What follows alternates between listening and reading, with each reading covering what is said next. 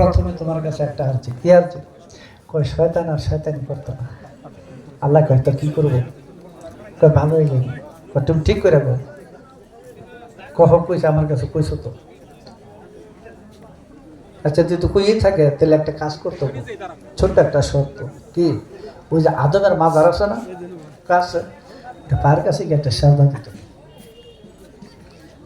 তো মুসা নবী চিন্তা করলো শয়তান যখন অনুতপ্ত হয়েছে, তো এইটা তো কোনো ব্যাপার না। আইসে শয়তানে কয় মুসা কি অবস্থা? কয় তোমার আর যে কবল হয়ে গেছে। এত সহজ এই ব্যাপারটা কি? কিছু কয় নাই। কইছে একটা, কয় হিট হইতে জানতেছে। কি কইছে? কয় কইছে তুমি আদমের মাজারে পার কাছে গিয়ে একটা সাজদা দিত। নাউজুবিল্লাহ, যেটা থাকতে আমি সাজদা দিই নাই, এখন মরে গেছে, এখন তুমি সাজদা। আচ্ছা, যেটা থাকতে সাজদা দিয়ে দেয়, এখন মরে গেছে, আমি সাজদা দিলে আদমকে শয়তান কি জিন্দা ভাবছেন? আমি তো হ্যাঁ রোজা মাজারে জীবিত ভাবছেন না মৃত? এখন কারা কয় মৃত?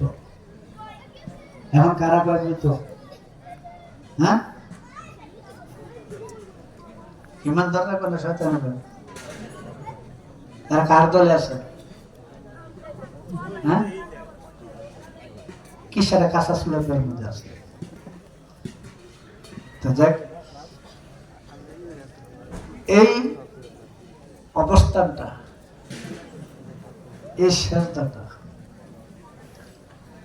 এটা একটা মৌলিক বিষয়। হ্যাঁ, এটা একটা মৌলিক বিষয়। এই কাজটা মুক্তিপ্রাপ্ত মানুষের জন্য অবশ্যই করতে হবে, করতে হবে। জানি মোল্লারা শুনলে এখন 10-12টা লেজ লইয়া নাচবো, এখন কিন্তু লেজের অভাব নাই, এটা দিয়ে নাচাইব, নাচতে পারে, কিন্তু শেষ পর্যন্ত এটাই সত্য। যদি সেরেদাতে সেরে পেত, তো সেরেকের হুকুমদাতা কি? আল্লাহ না? আদমে দিছে? আল্লাহ দিছে, তাই না? এই হুকুমটা কি তখন না এখনো? আল্লাহর কালাম কি কোনো কালে স্থির হয়ে থাকে, সীমাবদ্ধ হয়ে থাকে না? সর্বকালে সর্বযুগে বিরাজিত। তাহলে এখন কোরআনের এমন কোনো কালাম নাই যা বর্তমানে নাই।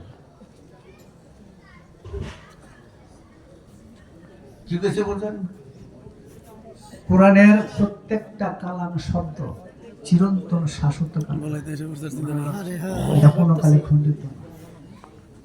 অনেকে বলতে পারে তাব্বাতিয়া দাবি লাহাবিও আছে না? আবুল আহাবের হাত দুইটা ধ্বংস হোক, আবু জাল নিত।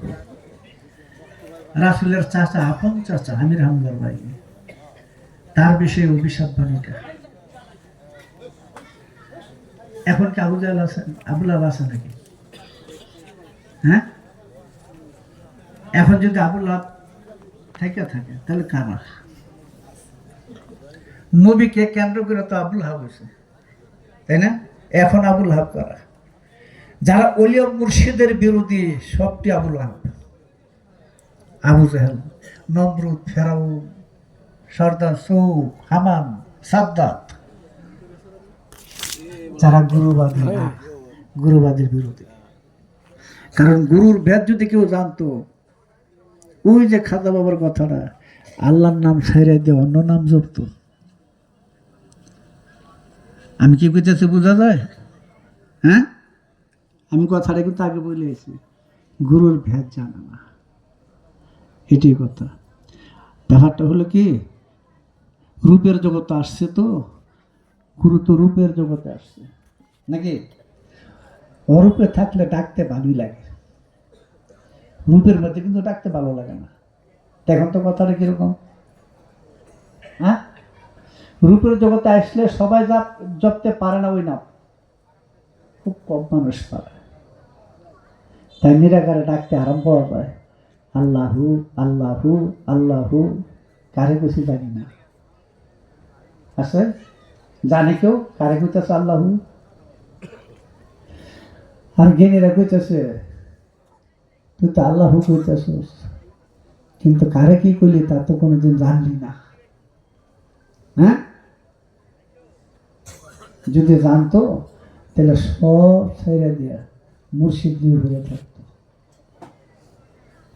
এই জন্য আল্লাহ দয়া করুণা না হলে মুর্শিদ লাভ হয় না।